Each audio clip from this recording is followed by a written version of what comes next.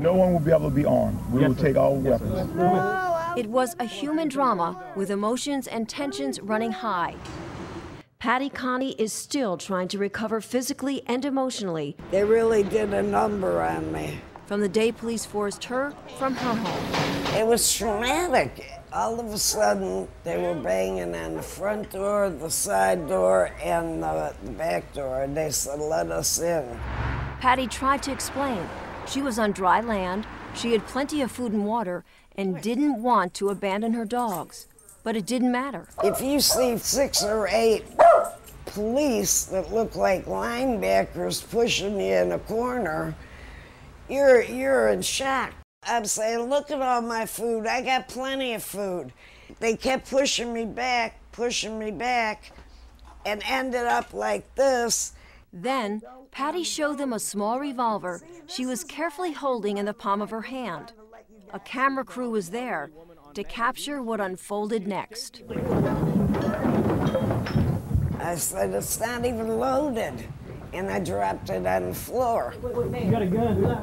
Well, they punched me in the face. Relax now. Look at my black and blue marks. Look at what they did to me. They dragged me out of here. I really thought they were going to kill me. I really did.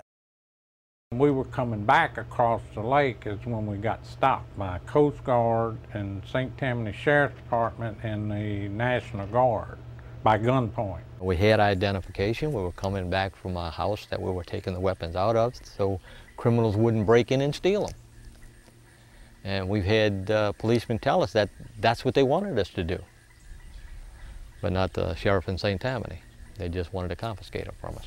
We felt like criminals at the time when they come up to us with M16s or AR-15s, whatever it was, but there were 4 of them with rifles and holding on us with our hands in the air until they got in our boat. So they got on the boat and they asked us, "Do you have any loaded weapons?" Yes, we do. They're in the 2 back compartments. Wayne went to show him where the gun was, and he screams, "Don't touch it. Don't even move. I'll get it." I felt like it was un-American and then we had been violated when they took. Like I say, we were shell-shocked. We were just sitting around looking at each other and said, "We just got our guns taken away from them." They took them. And they didn't have a right to take them. They didn't have a reason to take them. That was the thing. We did nothing wrong. But they took them anyway. He said, "Be thankful we're taking your guns here." Why should I be thankful? Well, if they catch you with them on land, they're going to take you straight to jail. We live in proof that all they have to do is say, "Look, this is the law." You had that feeling that you were violated.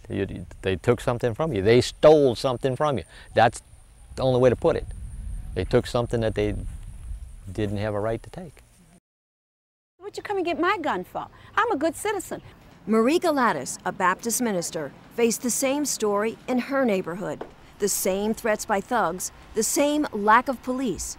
But she never once felt afraid. And I had my Bible, and I had my gun, and I knew I was safe. And I tell you what, I'm a Annie Oakley if you come fool with me or my family. I'm gonna let you have it, buddy. Marie knows she was lucky. She was never forced to leave home and didn't have her firearm confiscated. It's going against my constitutional rights as a citizen. But Marie remembers how upset she got when the police department threatened to take her firearm. You're letting the thugs get away with everything, and you're coming to honest, good citizens and taking away their protection, and it is wrong, wrong, wrong. What I feel is that we're losing control of who we are as a nation. Robert Zoss was forced to evacuate when a tree destroyed both of his family's homes. Loaded with dogs, kids, people. Then, as they were exiting through downtown, the unexpected happened.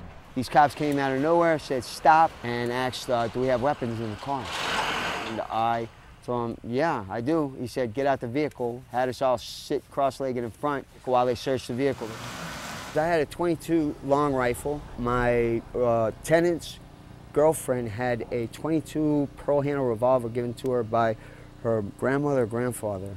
But Robert couldn't believe what he watched police do next to his rifle and his friend's pearl-handle revolver.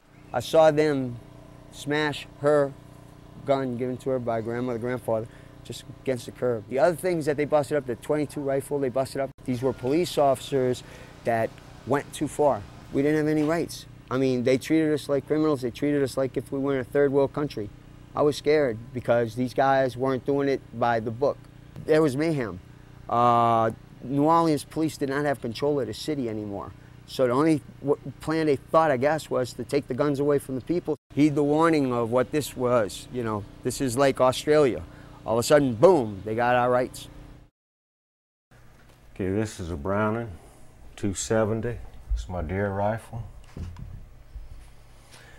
And this is a Savage 7mm 08. This belongs to my grandson. And this was the two rifles that they confiscated. We left about 6 o'clock in the morning. We started across Lake Pontchartrain. As we came out under the drawbridge, a St. Tammany Parish sheriff's boat run up with their lights flashing, told us to pull over. So we pulled over, and they pulled in about 20 foot from us. And they had 5 guys in the boat, and they had assault weapons, and they pointed them at us and asked if we had any weapons on board. I told them yes, we had 2 weapons.